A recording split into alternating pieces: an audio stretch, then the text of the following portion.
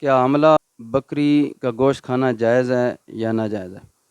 جی بالکل، حاملہ بکری ہو، گائے ہو یا اونٹنی ہو، اگر بامر مجبوری اس کو ذبح کر دیا گیا ہے، اس کا گوشت کھانا جائز ہے۔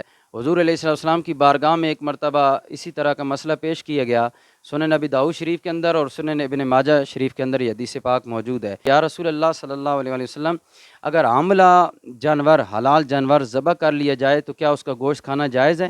تو فرمایا بالکل اس کا گوشت کھانا جائز ہے، وہ تمہارے لیے حلال ہے۔ جس جانور، حلال جانور پر تکبیر پڑھ کے ذبح کیا گیا ہے، اس کا گوشت کھانا جائز ہے۔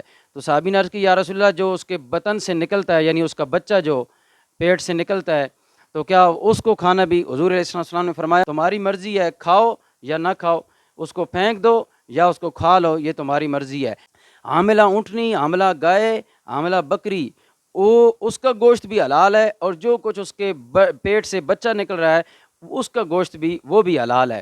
تو اب اس کا بچہ جب باہر نکل جائے گا تو اس کو الگ سے نہیں ذبح کیا جائے گا، بلکہ حضور علیہ السلام نے فرمایا اس کی ماں کا ذبح ہونا ہی اس کے بچے کا ذبح ہونا ہے، اس کے حلال ہونے کے لیے اس کے ماں کا حلال ہونا ہی کافی ہے۔